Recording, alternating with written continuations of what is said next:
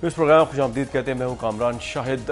आज का सबसे दो अहम खबरें जिन पे हम बात करना चाहेंगे आज इस प्रोग्राम के प्लेटफॉर्म से। इमरान खान साहब का जो सुनामी मार्च है जनूबी वज़ीरिस्तान के अंदर तो ना जा सका, लेकिन बहरहाल वो जनूबी वज़ीरिस्तान की तरफ गया, टांग में जाकर उन्होंने खिताब भी किया।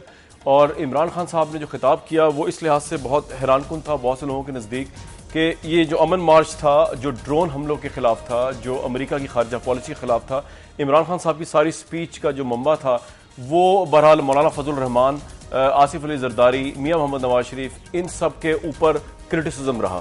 खासतौर पर मियाँ मौलाना फजल रहमान साहब जो हैं उनके ऊपर तो बहुत ही फियर्स क्रिटिसिज्म किया गया उनकी पार्टी के ऊपर। हालांकि मौलाना फजल रहमान खुद बहुत बड़े क्रिटिक हैं ड्रोन हमलों के। तो सवाल ये उठा कि अमन मार्च जो है वो अमन के लिए था, ड्रोन हमलों की मुखालफत के लिए था। वो इशू शायद पीछे चला गया इमरान खान साहब की स्पीच के अंदर, और सियासी मुखालफिन पर जारियत जो है वो नजर आई उनकी स्पीच के अंदर। इस पर दूसरों की राय मुख्तलिफ भी हो सकती है, लेकिन क्रिटिक्स की ये राय सामने आई है।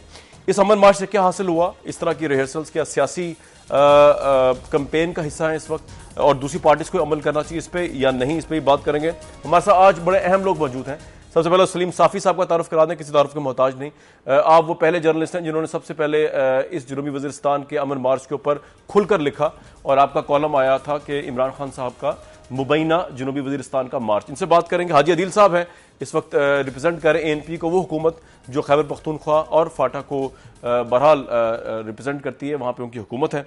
और पाकिस्तान तहरीक इंसाफ के इस्माइल साहब हैं, उन्होंने हमसे कमिट किया है कि वो टेलीफोन लाइन पर हमारे दस्तियाब होंगे, वो वहाँ से वापसी पे हमसे बात कर रहे हैं। सलीम साफ़ी साहब, सबसे पहले तो अगर मैं आपके पास चला जाऊँ, आपने शुरू में ही ये कह दिया था कि ये एक मुबैना जनूबी वज़ीरिस्तान का मार्च है। आज जब इमरान खान साहब वहाँ नहीं जा सके तो आपके ख्याल में उस कॉलम की जस्टिफिकेशन होती है, या आप ये कॉलम लिखा क्या सोच के आपने था? कमरान साहब, एक तो उसका नाम मैंने मुबैना दौरा वज़ीरिस्तान रखा था, जिसपे तहरीक इंसाफ के चाहने वाले बड़े बरहम भी थे, और दूसरा उसी कॉलम के आखिर में मैंने ये दुआ की थी कि अल्लाह करे कि ये लोग खैरियत से जाएं और खैरियत से आएँ। आज मुझे बड़ी मुसरत हो रही है कि वो दोनों चीज़ें अल्लाह ने सच साबित कर दी है। पहली बात तो ये है कि वो वज़ीरिस्तान न जा रहे थे और न वज़ीरिस्तान गए, और दूसरी ये बात भी कि शुक्र है कि वो लोग खैरियत से आ गए। पहले इन्होंने ऐलान किया था कि हम शमाली वज़ीरिस्तान जाएंगे, और बाद में तहरीक इंसाफ की क़यादत ने ख़ुद वो फ़ैसला बदल के जनूबी वज़ीरिस्तान का इंतख़ाब किया, और जनूबी वज़ीरिस्तान में भी उन्होंने जो उसका मरकज़ है वाना, उसका इंतख़ाब नहीं किया था जलसे के लिए, बल्कि वो ये दावा कर रहे थे कि हम कोटकई जाके, जो कि जनूबी वज़ीरिस्तान का एंट्री पॉइंट है, वहाँ पे जलसा करेंगे।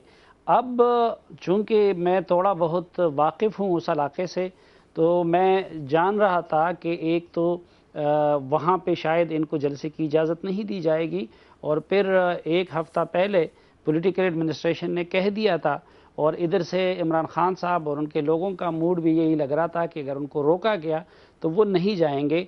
तो मुझे पहले दिन से इसके बारे में तकरीबन यकीन था कि ये लोग टांग जा रहे हैं और टांग में जलसा होगा। और मुझे जब इन्होंने ख़ुद भी मदऊ किया तो मैंने उनको यही अर्ज़ किया कि एक तो मेरी यहाँ पे मसरूफियात हैं, दूसरा ये कि मैंने उनसे कहा कि मैं वज़ीरिस्तान भी वक्तन फ़वक्तन जाने का मुझे मौका मिलता रहा है, तो टांग के जलसे के लिए मैं नहीं समझता कि हमें स्पेशली वहाँ पे जाना चाहिए। और लेकिन एक मैं समझता हूँ कि इमरान खान साहब ने आज साबित कर दिया कि वो ANP के लीडरों से, मौलाना फजल रहमान साहब से, जमात इस्लामी की क़यादत से, आफ्ताब शेरपाव साहब से, इन लोगों से बड़े सियासतदान हैं।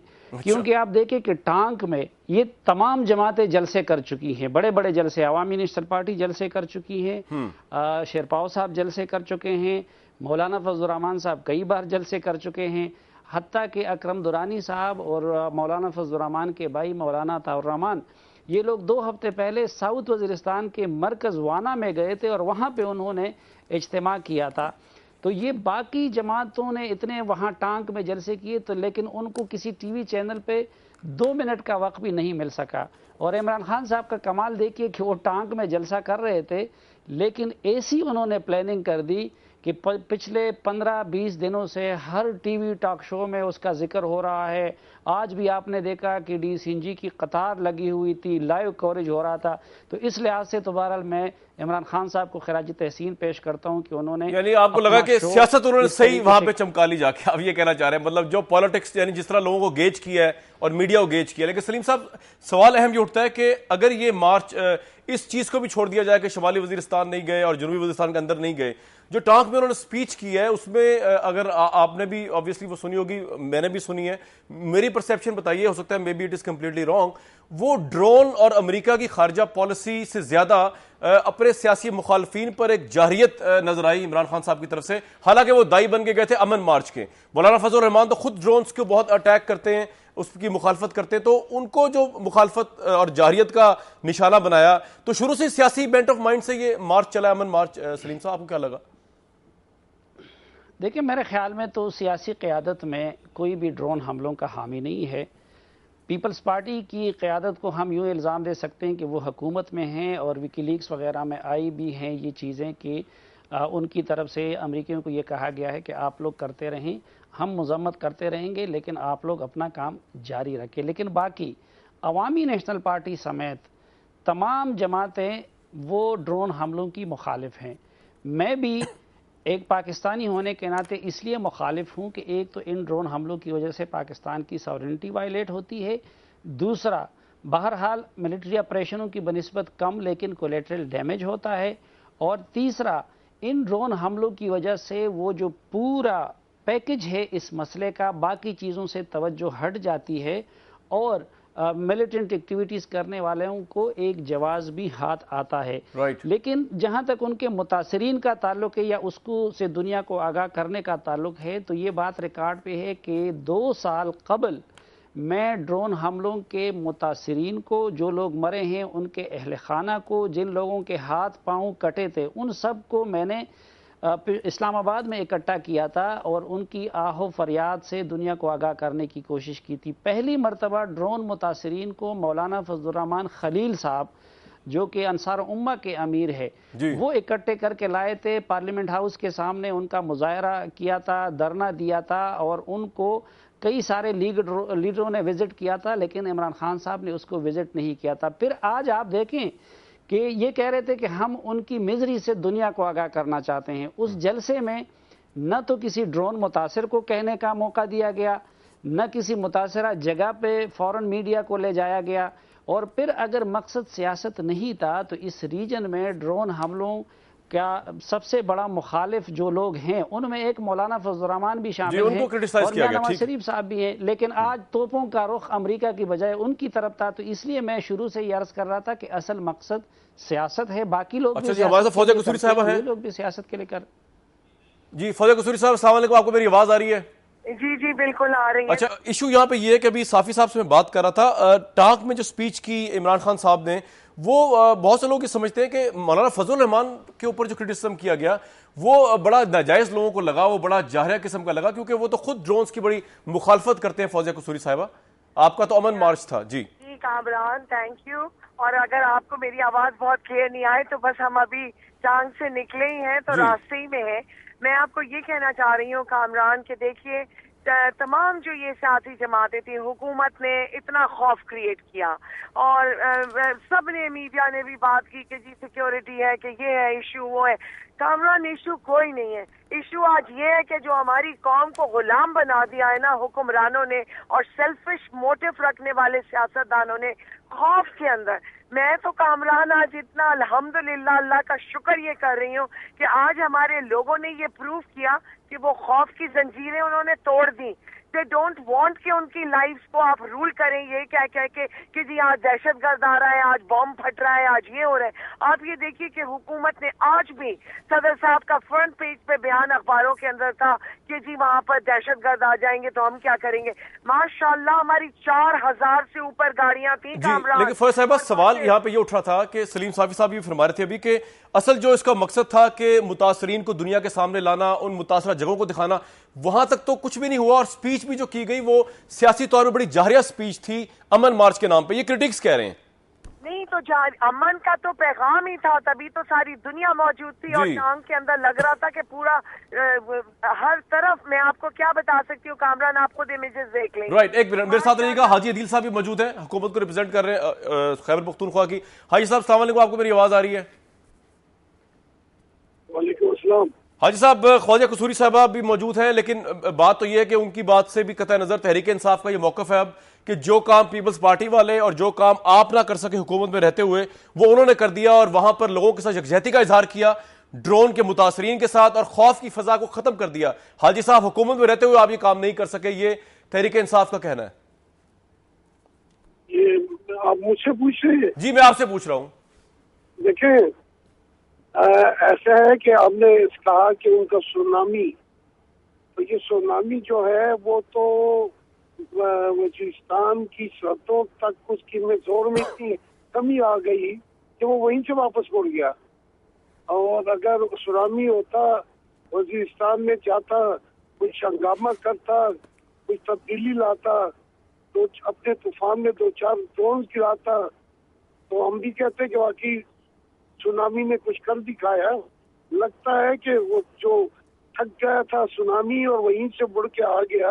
बहरहाल देखिए, हमारी हुकूमत तो पख्तूनख्वा में हमने इनके जलूस को पूरा तहफ़्फ़ुज़ दिया है, इमरान खान को पूरा तहफ़्फ़ुज़ दिया है, और अल्हम्दुलिल्लाह हमारी पख्तूनख्वा की सरजमीन पे कोई ऐसा वाक़या नहीं। हमें खौफ था कि कोई खुदकश बमबार या कोई और ऐसी दहशतगर्द सरगर्मी ना हो, तो ये अच्छी बात है, नहीं हुई है। और हमने तो, हमारे इंफॉर्मेशन मिनिस्टर ने तो वेलकम किया है। ये अगर पॉलिटिकल एक्टिविटी से कहें तो हम वेलकम करते हैं, लेकिन अगर कहें कि इससे इनकलाब आ जाएगा तो फिर इस किस्म की जलूस तो बड़े निकले हैं पिछले दिनों। दिफाए कौम वाले तो खैबर एजेंसी तक चले गए थे, इसी तरह और दूसरी जमातों के भी जलूस निकलते हैं। हमारा मसला तो ये है कि हम जलसा भी करते हैं तो खुद का बमबार कहीं से आ जाता है और हमारे 60-70 लोग शहीद हो जाते हैं। इनकी अंडरस्टैंडिंग इन तमाम दहशतगर्द तंजीमों के साथ बड़ी अच्छी है। अच्छा, और उन तंजीमों को जो चलाते हैं, जो उनके पीछे हैं, उनके साथ भी बड़ी अच्छी है। आज तक देखें, जमात इस्लामी के जलसों में खुदकश बमबार भी जाते हैं, ये दिफाए को पाकिस्तान वालों के जलसों में भी जाते हैं, तहरीक इंसाफ के जलसों में भी कभी नहीं जी, खुदा ना खास्ता कहीं पे भी ना जाए। लेकिन चले, आपका पॉइंट मैं समझ गया, मैं रेज कर दूं उसको। हाजी साहब का पॉइंट बड़ा वैलिड है, उसको भी लेट मी रेज इट। फौजा कसूरी साहिबा, दो चीजें। जी जी जी, सवाल ये है कि अगर इन जलसों से तब्दीली और इनकलाब आता है जी, तो मैं तो समझता हूँ कि बड़े बड़े जलसे इससे पहले भी पाकिस्तान में निकले, तब्दीली नहीं आई है। ठीक है, आया इन जलसों, मेरी बात मुकम्मल सुन लें। जी जी जी, कीजिए कीजिए सर, कीजिए। आपसे रुख्सत चाहूंगा क्योंकि मैं एक सफर में हूँ, तो मैं अर्ज कर रहा था कि हम अवामी नेशनल पार्टी, चाहे वो अमेरिका के ड्रोन्स हो या चिचन दहशतगर्द हो, सूडानी हो कि अरब हो कि अफगानी हो, हमारी जमीन में, हमारी फजाओं में अगर कोई भी आता है हमारी इजाजत के बगैर, हम उसकी मुखालफत करते हैं। और यही पार्लियामेंट की रेजोल्यूशन है। पार्लियामेंट की रेजोल्यूशन एक तरफा नहीं है कि सिर्फ ड्रोन हमले न हो। पार्लियामेंट की रेजोल्यूशन में हुकूमत को ये भी कहा गया है कि आप तमाम दहशतगर्द जो कि हमारे, हाजी साहब वो तो आपकी बात बिल्कुल आ गई, जो हमारे मुल्क के आपने एक बड़ा वैलिड सवाल उठाया, मैं जरा सामने रख दूं। कार्रवाई करते उनको निकाल दे। नहीं, आपने एक बड़ा वैलिड आर्गुमेंट हाजी साहब। इमरान खान उन दहशतगर्दों की भी मुखालफत करते हैं, तो ये तो बड़ी अच्छी बात होगी। ठीक है सर, आप मेरे साथ रहिएगा प्लीज। आपने बड़ा दो वैलिड पॉइंट उठाए, let me raise these two valid points. मुखालफत करते हैं तो ये बड़ी ज्यादती है फिर। ठीक, let me raise these two valid points in front of Fauzia साहिबा। फौजिया साहिबा, दो चीजें बड़ी इंपॉर्टेंट कही हैं, चाहे आप एग्री करें ना करें हाजी अदील साहब की पॉलिटिक्स से, कि एक तो ये कि जो जिस खौफ की बात आप कर रही हैं वो खौफ को चीरने तक तो आप पहुंचे नहीं, आप तो वहां से पहले ही वापस आ गए। और दूसरा ये कि आपकी अंडरस्टैंडिंग ही ऐसी है उन तमाम तंजीमों के साथ जो मुबैना तौर दहशतगर्द तंजीमें हैं कि आपको तो खतरा ही कोई नहीं था। खतरा तो ANP को होता है, या जमात इस्लामी को होता है, या मुस्लिम लीग नून को होता है, या इन पार्टीज को होता है जहां पे बम फटते हैं। जी, मैं कामरान सिर्फ इतना कहना चाहूंगी कि खतरा हर उस जमात को है आज पाकिस्तान में जो हुकूमतों के मजे लूट चुके हैं, जिन्होंने दबा के करप्शन की है, जिन्होंने हमारे मुल्क को हर टाइम हमारे अवाम को धोखा दिया, उनसे वोट लिए और इन्हीं को गरीब से गरीब तर किया गया और इनके मुंह से खाने का निवाला छीन लिया और ये भूख और प्यास में हमारी कौम तरस रही है। लिहाजा इन लोगों के तो मैं किसी का खास नाम नहीं लेना चाहती, तो वो जो भी जमातें उस चीज में शामिल होती हैं, मैं सिर्फ इतना जानती हूँ अपनी जमात के हवाले से कि तहरीक इंसाफ और इमरान खान माशाल्लाह वो दिलेर और जिम्मेवार क़यादत है पाकिस्तान में, जो कि पूरी कौम उनकी कॉल के ऊपर पूरे पाकिस्तान से ही ट्रूली ए नेशनल लीडर माशाल्लाह।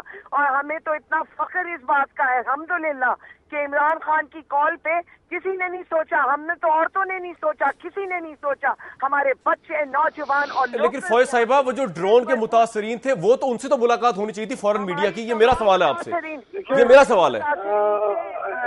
इन्होंने मौसू बदल दिया है तो नहीं फौजी साहब आप कतई नजर आपके तमाम लोग मैं कतई नजर इस बात के हाजी साहब एक मिनट में एक सवाल रेस कर लूं, कतई नजर काफी लंबा बोले मुझे नहीं मैं आपको पूरा टाइम दूंगा। मेरा सवाल आपने नहीं उठा के बाहर फेंक दिया ना फौजी साहिबा।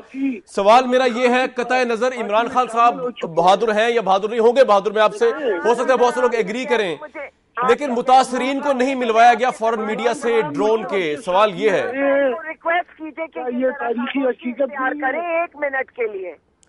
हाजी साहब मैं सवाल एक रेस करो, हाजी साहब एक नॉन पॉलिटिकल सवाल है, मुझे रेस करने दें प्लीज। नहीं मैं आपके पहले सवाल जरा तो हाजी ये उन्होंने ब्रेक लगाए में काम भाई, किया। मुझे पता है ये भी इमरान खान की आज जितने भी मुशर्रफ के साथी हैं वो इनकी पार्टी में शामिल है, वो लोग जिन पे हाजी साहब मुझे एक सवाल रेस करने दें एक मिनट के लिए सिर्फ। अगर ये मौजूद से हट के बात करना चाहती है। नहीं मौजूद से नहीं हट रही, मैंने उनको रोक दिया ना बीच में, आप मुझे तो बात करने देना। हम तो हाजी साहब की बात की है, कताए कलामी मुझे उनसे बात करने दें, मैंने उनको रोक दिया है, मौजू से नहीं मैं जाने दे रहा।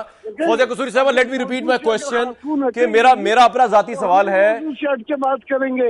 अगर ये जलूस की बात करती, ड्रोन की बात करती, इन्होंने करप्शन की बात की है, तो इमरान खान तो मुशर्रफ के साथी रह चुके हैं और आज मुशर्रफ के तमाम साथी इनकी पार्टी में शामिल है अल्हम्दुलिल्लाह। साहब आपका नाम बड़ा मुतबर्रिक है, आपकी इल्जाम थे वो अपनी पार्टी छोड़ के इनकी पार्टी में शामिल हो चुके हैं। की हुकूमतों की पॉलिसीज है जिसकी वजह से हमारी आवाम रो रही है और तड़प रही है। हमारी आवाम तो मुशर्रफ ने तबाह की है और मुशर्रफ के साथियों ने तबाह की है। यहाँ इस मुल्क में माशाल्लाह के अच्छा मुझे अब मैं जरा इंटरवीन कर लूं बीच में। मुशर्रफ का मुकाबला कर रहे थे हाजी साहब, हाजी अदील साहब, एक सीट पर जीतने वाले वज़ीर-ए-आज़म सर आवाज कामरान, ये हमेशा टॉपिक से हटते हैं ये। फौजिया साहब मेरा सवाल रह गया बीच में जो मैंने कर सवाल करेंगे तो हम भी हाजिर है। ड्रोन किस जलूस से खत्म नहीं होता जी। आप निकाल ले। नहीं मैं कर रहा हूँ, लेकिन आप दोनों मेरी बात ही सुन रहे हैं ना, मैं आप दोनों मुझसे दूर है, मैं रोकूं किस तरह आपको? मसला ये है हाजी साहब एक मिनट, हाजी साहब को एक मिनट जरा यार, अमेरिकन ख्वातीन हाजी साहब एक मिनट, हाजी अदील साहब प्लीज कतई कलामी मुझे एक सवाल रेस करने दें, आपको पूरा टाइम दूंगा। फौजिया कसूरी साहब मैंने ये सवाल रेस किया था, कतई नजर इस बात के पॉलिटिक्स की मैं बात नहीं कर रहा, मुतासरीन को नहीं मिलवाया गया इंटरनेशनल मीडिया से, मुतासर जगहों को नहीं दिखाया गया, इस मार्च का मेन ऑब्जेक्टिव पॉलिटिक्स नहीं था। सलीम साफी साहब और मेरा मुश्तरका सवाल है आपसे जी। इतनी मुतासरीन की फैमिलीज आ सकती थी, उनको हम इस्लामाबाद भी लेके आए और ये तमाम जो एक्टिविस्ट थे ये इनकी उनसे मुलाकातें हुई और ये पहली दफा नहीं हुआ है। हम एक दफा पहले भी खान साहब ने कॉन्फ्रेंस की थी तो तमाम वजीरिस्तान से उनके कबायली लीडर्स आए थे इस्लामाबाद में, उस वक्त भी मुतासरीन आए थे। और यहाँ भी हजाला के अंदर यहाँ पर टंक रोड के ऊपर जो आज सुबह प्रेस कॉन्फ्रेंस हुई है उसके अंदर भी कुछ मुतासरीन आए थे। ये तमाम चीज मुतासरीन के लिए ये अच्छा फिर आप एक मेरी बात सुने, मुझे जाने दीजिए। सलीम साफी साहब आप you want to raise any question on it? उनके नजदीक तो ये ड्रोन्स के लिए सबसे बड़ा इकदाम यही हुआ है, आप क्योंकि उस एरिया को बहुत बगौर समझते हैं, आपके नजदीक क्या इंपैक्ट हो सकता है इमरान खान साहब के इस मार्च का जिसमें सियासी मुखालफिन को बहुत जाहिर तरीके से रगड़ा भी गया? हमने स्पीच सुनी उनकी। जी सलीम साहब, फौजिया कसूरी साहब सुन रही हैं। देखिए मैं मुतलक इस एक्टिविटी को कोई बुरा नहीं समझता, पॉलिटिकल एक्टिविटी जैसी भी हो और फिर उस इलाके में हो और कोई भी कौमी लीडर अगर अटक के उस पार जाता है तो उसको हमें अप्रिशिएट करना चाहिए। मुझे एक तो एतराज़ इस चीज़ पे था कि ये लोग जा रहे थे टांग बंदोबस्ती इलाके में और नाम उसको दिया गया था वज़ीरिस्तान का। दूसरा ये लोग कह रहे थे कि हम जाएंगे ड्रोन मुतासरीन से को बराह रास्त देखने के लिए और मुतासरा जगहों को लोगों को दिखाने के लिए, इसलिए हम वज़ीरिस्तान जा रहे हैं। उस पे हम ये गुजारिश कर रहे थे कि फिर ज़्यादा मुतासरा तो नॉर्थ वज़ीरिस्तान है। सही, ये आपका पॉइंट था। अभी आप देखें कि ये लोग इसको जो है, यानी मैं मानता हूँ इमरान खान साहब बड़े बहादुर लीडर हैं और हम उसकी बहादुरी का एतराफ़ करते हैं जी। लेकिन उसके नतीजे में बाकी सब लीडरों को जो है बुज़दिल करार दिलवाना और उनको मसलन अगर टांक में जलसा बहादुरी है बहुत बड़ी, अब शायद कुछ लोग पहली मर्तबा उस तरफ गए हैं तो उनको ये नजर है, लेकिन मैं फिर ये कह रहा हूँ कि ये बहादुरी तो इससे पहले शिरपाव साहब कर चुके हैं, एएनपी की लीडरशिप कर चुकी है, मौलाना फजलुर रहमान बस सलीम साहब एक मिनट मेरे साथ ही रहिएगा, आप कथा कलामी कर रहा हूँ, और खुद कबायली इलाकों के अंदर वो कर चुके हैं। अच्छा, हमें जी पॉइंट बड़ा वैलिड रेस किया इन्होंने। फौजा कसूरी साहब रिस्पॉन्ड कर दीजिए। जी मैं बिल्कुल रिस्पॉन्ड करती हूँ। देखिए मैं सलीम साफी साहब की बहुत इज्जत करती हूँ, मगर मैं ये समझती हूँ कि ये बहुत ज्यादती की बात है। हमने कभी ये नहीं कहा था कि हम मुतासिरा इलाकों में ले जा रहे हैं। मैं इनके साथ एक और प्रोग्राम में भी थी 3 दिन पहले, और मैंने उस वक्त कहा था कि ये एक अमन का पैगाम है और ये एक सिंबॉलिक विजिट है। हम वहाँ जंग लड़ने नहीं जा रहे थे। ये नहीं था कि हमने अगर हमें सिक्योरिटी फोर्सेस रोकेंगे या हमें हुकूमती लोग रोकेंगे एक जगह तक, तो खान साहब ने ये कहा था कि हमें जहाँ नहीं जाने देंगे वहाँ हम वहीं के वहीं जलसा कर लेंगे। जब हम उन्होंने हमें नहीं जाने दिया, और मैं आपको ये भी बताऊं कि हमारी पार्टी की कुछ क़यादत बिल्कुल साउथ वजीरिस्तान के अंदर गई है और अमन जई तक गए हैं, मगर वो जुलूस से पहले गए थे लोग, वो चले गए थे वहां पर हमारे कुछ लीडर्स। मगर जब इतना बड़ा जुलूस था और इतने लाखों के अंदर आदमी, लाख से तो ऊपर थे ही, तकरीबन 4000 गाड़ियां थी। ये अब मैं नहीं कह रही, इसको देखा जाएगा, कह रहा है ये तमाम मीडिया कह रहा है कि उन्होंने इतनी बड़ी रैली नहीं देखी है इस इलाके के अंदर। तो जो अच्छी बात थी, एक पैगाम था अमन का, कबायली। बहुत शुक्रिया। फौजा कसूरी साहब हमारे साथ मौजूद थी, सलीम साफी साहब हमारे साथ मौजूद थे। पैगाम जो गया अमन का, वो अमन का पैगाम जरूर शायद गया होगा, लेकिन साथ साथ ये पैगाम भी गया कि ड्रोन के ऊपर ज्यादा बात नहीं हो सकी, अमेरिका की खारजा पॉलिसी के ऊपर ज्यादा बात नहीं हो सकी। उस स्पीच के ऊपर जो इमरान खान साहब की स्पीच थी टांग के अंदर, ज्यादा बात हुई उस सियासी मुखालफिन के ऊपर, बड़ा जाहिरा रवैया अख्तियार किया गया और ड्रोन्स का इशू बहुत पीछे जाता हुआ नजर आया। हमारे साथ खालिद सुमरू साहब मौजूद थे, लेकिन उनकी लाइन ड्रॉप हो गई। हमारे पास वक्त की किल्लत है, दोबारा उनको ले नहीं सकेंगे। व्यूअर्स, जब हम प्रोग्राम में ब्रेक पे जा रहे हैं, ब्रेक से वापस आएंगे तो एक बहुत बड़ा इशू है। वो इशू है आपका और मेरा जॉइंट इशू है। हम टैक्स पेयर्स हैं, पाकिस्तानी क्रिकेट टीम को हम तनख्वाहें जो है वो हमारे पहुंच जाती हैं, और वो टीम जो है उसमें तसलसल नहीं है, ना शिकस्त में ना फतह में। मतलब किसी चीज़ का एक तसलसल होता है ना कि बंदा हारे भी तो पता चले कि ये लड़के हारे हैं। यहाँ पे तो फतह के करीब तक भी पहुँचते हैं तो बाई चांस पहुँचते हैं, कोई और टीम जीतती है तो हमें जितवा देती है, और फिर एंड में आके डिसअपॉइंटमेंट बहुत ज़्यादा बढ़ जाती है। कॉन्स्पिरेसीज, साजिशें, अब्दुल रज़ाक साहब की स्टेटमेंट आपको सुनवाएंगे। उन्होंने जो इंटरव्यू दिया जिसमें उन्होंने कहा कि कैप्टन ने जो है उनको आखिरी मिनटों में हटा दिया और उनकी पर्सनल कोई ग्रज थी। ये सब कुछ क्यों हो रहा है पाकिस्तान क्रिकेट टीम के अंदर? इतना बड़ा इदारा जो हम सब के टैक्स पेयर्स पैसों से चल रहा है, इस पे बात करेंगे आज प्रोग्राम के दूसरे हिस्से में। पाकिस्तान टीम का मुस्तकबिल, ग्रोहबंदी कहां पे स्टैंड कर रही है और मुस्तकबिल कहां पे स्टैंड कर रहा है, इसी प्रोग्राम में वापस आते हैं एक ब्रेक के बाद।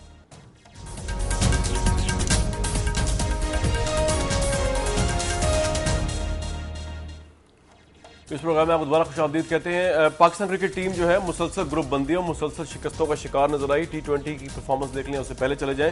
लेकिन सबसे हैरानकुन बात यह थी कि पाकिस्तान टीम के डिसिप्लिन को अगर हम देखें तो वो शुरू से वैसे तो ऐसे ही रहा अल्लाह के फजल से, लेकिन अब भी उस तसलसल को बरकरार रखा गया डिसिप्लिन की वायलेशन के। अब्दुल रज़ाक साहब जो है उन्होंने आते साथ ही पाकिस्तान में लैंड करते जो सबसे बड़ी और जो है वो चौंका देने वाली बात की, वो ये की कि उनको जो है वो टीम मैनेजमेंट खिलाना चाहती थी मैच, लेकिन कप्तान ने जो है जाती अनाद की वजह से नहीं खिलाया। उनकी बात सुनते हैं और वापस आते हैं इस अहम तरीन इशू में कि पाकिस्तान क्रिकेट टीम जो है उसका मुस्तकबिल क्यों तारीकियों और शिकस्तों ही में नजर आता है और डिसिप्लिन का फुकदान बहरहाल बदरजात मौजूद रहता है। अब्दुल रज़ाक साहब की बात सुनते हैं। वो बातें करने में काफ़ी माहिर हैं और कहते रहते हैं जी कि ये टीम का डिसीजन था, ये मैनेजमेंट का डिसीजन था और ये सेल को खिलाना था, ये ऑस्ट्रेलिया के श्रीलंका के खिलाफ खिलाना था, तो ये उनसे बेहतर कोई जवाब नहीं दे सकता। और जितने भी एक्सपर्ट थे उन्होंने कहा जी रज़ाक को खेलना चाहिए। मैं नहीं समझ इसने क्यों उनकी बात सुनी, या ये बड़ा प्लेयर है या वो बड़े प्लेयर है। श्रीलंका की टीम जो मैं समझता हूँ उनसे 2-3 प्लेयरों से मेरी बात हुई थी तो वो काफ़ी डरे हुए थे कि जी के रज़ाक भी टीम में है और मैं नहीं खेल रहा था, तो मैं काफ़ी डिसअपॉइंटमेंट था और मुझे काफ़ी टेंशन।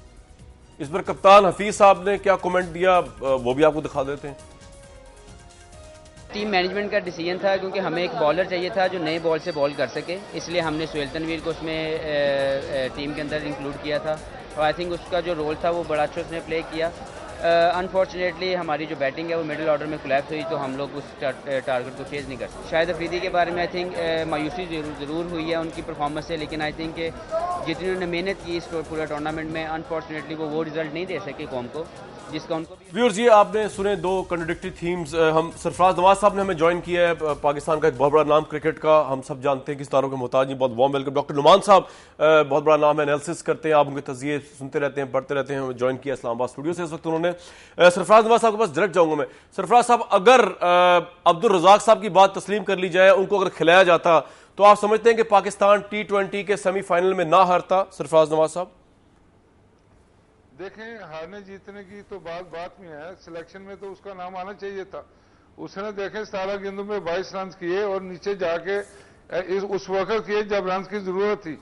और आप देखें, आप इनसे ये पूछें कि रज़ाक को जो आप लेके गए हैं, एज ए बैट्समैन लेके गए हैं, एज ए बॉलर लेके गए हैं, एज ए ऑलराउंडर लेके गए हैं, उसको किसी जगह पे भी नहीं लेके आप कंसिडर कर रहे। और एक मैच में आखिरी में उसको आपने ऐसे वो कहते चुंगेज खिला दी था और उसने अच्छी परफॉर्मेंस दे दी, और उसके बाद इनको मुसीबत पड़ गई कि अब हम करें क्या। और देखो भाई, Imran Nazir out of form, उसके बाद Shahid Afridi out of form, इन दोनों को फारिग करके आप अब्दुल रज़ाक को अच्छा परफॉर्मेंस किए, उसने उसको नीचे लेके आए ऑलराउंडर के तौर पर, और उसके बाद असद शफीक को ऊपर लेके आए। मैं ये कहूंगा कि जितनी डिसऑनेस्टी इन सिलेक्शन कमेटी हुई है और जो उन्होंने एक दूसरे की साइड ली है, ये मैं कहूंगा कि बड़ी बदतमीजी की गई है। और पाकिस्तान कौम को मायूसी जो हुई है, ये हफीज के झूठ बोलने से हुई है। ये बार बार ये कहता रहा कि वो करूंगा, और मुझे ये भी पता चला है कि मैनेजमेंट ने एक फैसला किया था कि ये इंडिया के खिलाफ पहले हम बॉलिंग करें। इसने पहले बैटिंग का खुद ही ऐलान कर दिया जाके, और इस तरह की ये चीजें जो हुई हैं आपके सामने है, इसका कौन अब अपना जिम्मेदार है। दूसरा मैं ये बात कर दूं कि अब चेयरमैन साहब कहते हैं जमहूरियत लानी है। जमहूरियत कैसे आएगी अगर ये वन मैन शो जो चल रही है? तो इससे मैं कहूंगा कि जो नुकसान हो रहे हैं वो खतरनाक बातें हैं। और उसके बाद अभी आप देखें मियाँदार ने क्या चंद चढ़ाया है। अभी हमने इंडिया जाना है और कहते हैं प्लेयरों को चेंज करना है। वहां इंडिया में कोई टेस्ट सीरीज नहीं, ODI होगा और उसके बाद T20 है, और हम यहाँ 4 रोजा क्रिकेट शुरू कर दिया। साहब मुझे एक बात बताइए, आपकी ये जो आपने जो ये बड़ी जबरदस्त बात की, इस पूरी क्रिकेट टीम को आपने कुछ अल्फाज के अंदर जो एनालिसिस कर दिया, किस हद तक आप एग्री करते हैं कि जो लोग समझते हैं कि इमरान नजीर साहब जो अफरीदी साहब जो दोनों ही आउट ऑफ फॉर्म थे, लेकिन ये इतनी बड़ी सिफारिश है दोनों खिलाड़ी कि इनको कोई माइका लाल टीम से निकाल नहीं सकता, चाहे पाकिस्तान क्रिकेट टीम का सर सिर नगू हो जाए इतने अहम तरीन टूर्नामेंट के अंदर? किस हद तक आप एग्री करते हैं इस बात से? देखें, इसमें मैं ये कहूंगा कि ये सिर्फ शाहिद अफरीदी नहीं, इसमें पैसे की इन्वॉल्वमेंट है। अब आप देखें, शाहिद अफरीदी अगर टीम से हटा दें, करोड़ों अरबों की जो एडवर्टीजमेंट उसके ऊपर लगी हुई है वो खत्म हो जाएगी। तो उधर से भी किसी को पैसा जरूर जाता है बोर्ड में कि इसको हर हाल में रखना है। दूसरा जो इमरान नजीर है उसके पीछे सियासी सिफारिश मेरे ख्याल में कि ज़का अशरफ साहब ने उसको ZPL में रखा है, और उसी की सिफारिश के बगैर वो टीम में आ ही नहीं सकता था। अच्छा। और ये इसकी टीम में जगह नहीं बनती थी। देखें, आपके पास फ्यूचर प्लेयर अहमद शहजाद, उसके बाद वो जूनियर है रमीज, उसके बाद लतीफ है। यार खुदा के लिए ये बूढ़ों को दूर किया है, नौजवानों का फ्यूचर का सोचें जी। राइट, यही सवाल डॉक्टर नुमान साहब आपके सामने, आपका पॉइंट ऑफ व्यू देखने का क्या है? अगर मैं पहला सवाल पर्टिनेंट ये करूं कि अब्दुल रज़ाक साहब अगर टीम में होते तो क्या आज वेस्ट इंडीज और श्रीलंका के बजाय पाकिस्तान का मुकाबला हो रहा था वेस्ट इंडीज के साथ फाइनल में T20 के? देखें कमरान, जहां तक सरफराज भाई का ताल्लुक है और वो ये कह रहे हैं कि इमरान नज़ीर का या शाहिद अफरीदी का और अब्दुल रज़ाक का भी उन्होंने कहा कि एक मैच में जो है उनको अपॉर्चुनिटी दी गई ऑस्ट्रेलिया के अगेंस्ट और उन्होंने 17 गेंदों पे 22 कर दिया और उसके बाद उनको ड्रॉप किया गया। यहाँ पे एक और खबर जो with in the camp I है, मुझे नहीं पता कि उसमें कितनी सदाकत है, पर आपके कुछ प्लेयर्स ने बताया है कि अब्दुल रज़ाक जो है वो इनिशियली कोई 5 या 6 मैचों में वो बार बार ये कहते रहे कि वो फिट नहीं है, उनको कभी स्टमक की एलमेंट थी, उसके बाद उन्होंने कहा जी मेरा सोर थ्रोट हो गया। वो नेट प्रैक्टिस में जाते थे और काफ़ी तंबीह कर रही थी मैनेजमेंट उनको उनके एटीट्यूड पे, और जहाँ पे शायद ये कहना है कि कप्तान ने इंटरवीन भी किया। लेकिन जहां तक ताल्लुक है, अगर आप उनको ऑस्ट्रेलिया के अगेंस्ट अपॉर्चुनिटी देते हैं और वो रस्टी होके भी और उसके बाद जो है वो परफॉर्म करते हैं, लेकिन फिर विद इन द टीम एक ये ख्याल भी था कि वो काफ़ी चिकन हार्टेड हो रहे थे, उनको इंडिया के मैच के लिए बहुत सीरियसली कंसिडर किया गया, लेकिन उन्होंने फिर जाके फिजियोथेरेपिस्ट को और डॉक्टर को कहा कि जी उनका स्टमक जो है वो ठीक नहीं है, वो डिहाइड्रेटेड और वीक फील कर रहे हैं। सो शायद ये अब जो मैनेजर्स रिपोर्ट आएगी तो आपको बखूबी अंदाजा होगा कि कौन सा। डॉक्टर साहब, लास्ट मैच ऑस्ट्रेलिया के साथ उसमें तो परफॉर्मेंस अच्छी रही थी उनकी, अब्दुल रज़ाक साहब की स्टमक शमर का कोई मसला नहीं जी, बिल्कुल बिल्कुल उनकी अच्छी रही थी जी। और मैं ये समझता हूँ एज ए नकाद, एज ए क्रिकेट के फाइनल में जो सेमीफाइनल था पाकिस्तान का, वहां पे रज़ाक की जगह जरूर बनती थी, और अगर सुहेल तनवीर को आपने खिलाना भी था as a new ball bowler तो अब आपको एक बड़ा डिसीजन लेना चाहिए था। अगर आप इससे पहले सीरीज में टूर में सईद अजमल को ड्रॉप कर सकते थे तो वाई नॉट कि आप शाहिद अफरीदी की परफॉर्मेंस आपके सामने थी, आप अफरीदी को ड्रॉप करते, तो इंटेलेक्चुअल डिसऑनेस्टी तो आपको डेफिनेटली नजर आई। लेकिन डॉक्टर साहब, ये आपके साथ एग्री करते हैं सरफराज नवाज साहब और बहुत से दूसरे लोग जो ये बात कहते हैं कि मुबैना तौर पे कहते हैं कि इमरान नजीर साहब जो है वो भी आउट ऑफ फॉर्म, इसके बावजूद सिफारिश के जरिए अंदर है, आफरीदी साहब आउट ऑफ फॉर्म फिर भी सिफारिश के जरिए जगह बना लेते हैं, किस हद तक सिफारिश है चाहे जहां से भी है? देखिए मैं आपको बड़ा फ्रैंकली बताऊं, जहां तक इमरान नज़ीर का ताल्लुक है वो पॉपुलर डिमांड बहुत होगी लोगों की, लेकिन जो आदमी 1998-9 से लेके अब तक अपने टेक्निकल ब्रीचेस को ठीक नहीं कर सका, और सरफराज भाई से मैं इस चीज़ पे ज़रूर अग्री करूंगा कि एक एजिंग हॉर्स जो है आप उसको री इन्फोर्स क्यों कर रहे हैं, एक फेलियर है जिसको आपने री इन्फोर्स कर दिया। जहां तक शाहिद अफरीदी का ताल्लुक है वो अपनी रेपुटेशन पे बहुत खेले, लेकिन जिस वक्त वो इंग्लैंड के साथ एमिरेट्स में पाकिस्तान की सीरीज थी वहां पर नजर आया था कि वो शायद इतने फुली फिट नहीं है और उनके जो क्रिकेटिंग ईयर्स हैं वो शायद कम होते नजर आ रहे हैं। उनके कभी भी टेक्निक नहीं थी, मेथड नहीं था एज ए बैट्समैन। उन्होंने जब उनके हैंड आई कोऑर्डिनेशन खत्म हुई, उन्होंने उनकी परफॉर्मेंस खत्म हुई, बॉलिंग भी इस बार उनकी बहुत डिसअपॉइंटिंग थी। उनके साथ with in the tournament persist करना मेरे ख्याल में सिर्फ रेपुटेशन पे, जो कि एक फालसी थी and it should not have been done, एक डिसीजन लेना चाहिए था। डॉक्टर साहब हमारे साथ मौजूद रहेंगे, सरफराज नवाज साहब मौजूद रहेंगे। व्यूअर्स, बहुत इंपॉर्टेंट सवाल आते हैं पाकिस्तान क्रिकेट टीम के मुस्तकबिल के हवाले से और मौजूदा जो बहरान चल रहा है जिसमें ग्रुप बंदी भी सामने आई है और पैसे की बात भी कि सरफराज नवाज साहब डिटेल से बात करेंगे इनसे, लेकिन इस प्रोग्राम में एक ब्रेक के बाद।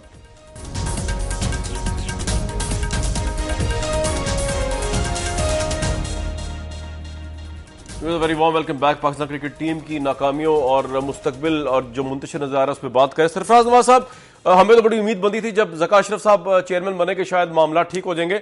आपको अगर पूछा जाए कौन से वो ग्रे एरियाज हैं जिनमें पाकिस्तान क्रिकेट टीम को अभी जरूरत है इंप्रूव करने की, टेक्निकली भी बता दीजिए, फील्डिंग से लेके और स्ट्रक्चरली भी बता दीजिए कि क्या सिलेक्शन का म्यार गिर गया है, चेयरमैन जो है वो ग्रैस्प नहीं कर सकता चीजें, पोलिटिसाइज हो रही हैं चीजें, वो कहां से हो रही हैं सरफराज साहब? देखें, सबसे तो मैं पहले कहूंगा कि ये बोर्ड जो है ना सियासी लोगों चला रहे हैं, सिफारिशें चल रही हैं और इस तरह की जो चीजें हो रही हैं। और ज़का अशरफ साहब मैं कहूंगा कि बड़े अच्छे इंसान हैं, सॉफ्ट हैं, लेकिन इस तरह रह के बोर्ड नहीं चाह सकता कि आप इधर से आए सिफारिश लेके आपको रख रहे हैं, उधर से आए। और ये जो गंद पड़ा हुआ है, एक कमेटी फिल्थ कमेटी बना दी हुई है उधर, उसमें जवेद मियांदाद और इंतखाब आलम जो वाइट एलिफेंट रखा हुआ है, और जाकिर खान जो इमरान खान का एक आदमी जो अपना आके वहां पे गन डालता है, और मेनली वो ये कर रहा है वहां पे कि ये इंट्री करता है कि जो अच्छे लोग आए उनको निकाल के ये आपस में रहें। तो मैंने चेयरमैन को आज से 9 माह पहले बताया जी कि आपके इर्द गिर्द घेरा तंग हो जाएगा और आप को ये ऐसे तो चेयरमैन साहब क्या कहते हैं कि आप कहीं कहने जी? चेयरमैन साहब ने क्या कहा आपको? चेयरमैन ने कहा कि नहीं नहीं मुझे बड़ी समझ है, और मैं कही क्रिकेट में तो नॉलेज अगर आपको इतना नहीं है तो ये आपका घेरा डालेंगे, और घेरा डाल लिया। मैं ये कहता हूँ डोमेस्टिक स्ट्रक्चर के लिए एक कमेटी बनी जिसमें ज़हीर अब्बास, मियांदाद, मैं, इंतखाब आलम, उसके बाद इम्तियाज अहमद, मोइन खान, इकबाल कासम, ऐसे लोग, सादिक मोहम्मद लोग थे। इन्होंने एक फॉर्मेट बना के दिया डोमेस्टिक क्रिकेट का, लेकिन वो आज तक तबाह हो गया। और मैंने चेयरमैन को पूछा, उन्होंने कहा मैंने खुद चेयर करनी है मीटिंग, वो आज तक नहीं हुई और डोमेस्टिक शुरू कर दिया। अब आप देखें कि इंडिया जाना है, ODI 3 होने हैं, T20 होने हैं और वहां पे आप देखें कि हालात क्या हैं। यहाँ 4 रोजा शुरू कर दिया, हालांकि इंडिया के लिए तैयारी करनी चाहिए। जी ये सरफराज साहब बात तो आपने बड़ी वैलिड उठाई है और चेयरमैन के सामने आपने उठाई और आपने कहा कि उनको क्रिकेट की कोई खास सुनगुन नहीं है। तो यही बात अगर डॉक्टर नुमान साहब के सामने रख दूं कि इंडिया का इतना बड़ा चैलेंज है, दौरा है सामने ऑब्वियसली, क्या वो मेजर चेंजेस हैं जो इस वक्त पाकिस्तान क्रिकेट टीम को लानी चाहिए आपके नजदीक? कामरान देखें, सबसे पहले मैं ब्लंटली ये कहूंगा कि मेजर चेंजेस के आपको कंप्लीट ओवरऑल सर्जरी की जरूरत है।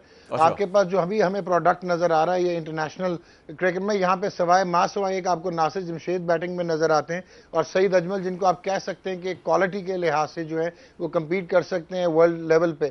आपके पास आपका जो फास्ट बॉलिंग नीश होता था वो खत्म हो चुका है। There are fast bowlers. अब आप मुझे बताएं कि आपने एक लेफ्ट आर्म फास्ट बॉलर जो राहत अली, उसको सिलेक्ट किया, श्रीलंका ले गए, एक मैच के बाद ड्रॉप कर दिया। अनवर अली को एमरेट्स लेके गए, अनवर अली अब कहाँ है हमें बिल्कुल खबर नहीं। आपके पास ये हालत थी कि मोहम्मद शमी इस वक्त T20 में बेंच पे थे और कप्तान का क्योंकि उन पे कॉन्फिडेंस नहीं था, आपने उनको खिलाया नहीं। आपको सोहेल तनवीर जब आउट ऑफ फॉर्म हुए तो आपको 5 स्पिनर्स ऑस्ट्रेलिया को पकड़ना पड़ा। तो इस तरह तो आप बड़े टूर्नामेंट्स में और बड़ी क्रिकेट में जो है एक्सपोज होते चले जाएंगे। डोमेस्टिक कॉम्पिटिशन जो है उसका लेवल जो है वो बिल्कुल गिर चुका है।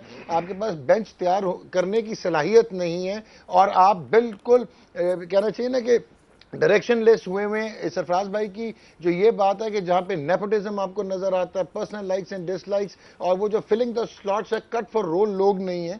So I see complete uncertainty in Pakistan cricket unless until आप इंटेलेक्चुअल ऑनेस्टी लेके नहीं आएंगे, लोग लेके नहीं आएंगे। अब इंतखाब आलम जो हैं उनको आप कभी कह देते हैं कि जी उन्होंने कोच होना है, कभी वो कोचेस को सिलेक्ट कर रहे होते हैं, उन्होंने खुद जो है कोचेस कोर्सेज किए नहीं हुए, वो कंडीशन ये लगाते हैं कि कोचेस कोर्सेज होने चाहिए जब उन्होंने सिलेक्ट करना है। आप कभी उनको डायरेक्टर नेशनल क्रिकेट अकेडमी लगा देते हैं, कभी इंटेग्रिटी कमेटी में होते हैं, कभी वो डोमेस्टिक क्रिकेट में होते हैं। So I just fail to understand क्या पाकिस्तान क्रिकेट के पास या क्रिकेट बोर्ड के पास सिर्फ एक इंतखाब आलम रह गए। राइट, ये भी बड़ा वैलिड पॉइंट उठा दिया नोमान। एक सेकंड नोमान, ये अभी इंटरनेशनल अफेयर भी डील कर रहे हैं, एक और एडिशन मिला हुआ है और दुनिया जहान में जाके ये देखते हैं कि पाकिस्तान ने बाहर कहां खेलना है जाके, ये इसके अलावा कोई चीज नजर नहीं आ रही। सरफराज साहब ये बता दीजिए, अपने तजर्बे की बेस पे आपने इंडिया में बहुत खेला है, पाकिस्तान के पास कौन से प्लस पॉइंट्स हैं खिलाड़ियों की सूरत में ये इस मौजूदा सीरीज में जो इंडिया के साथ होने लगी है?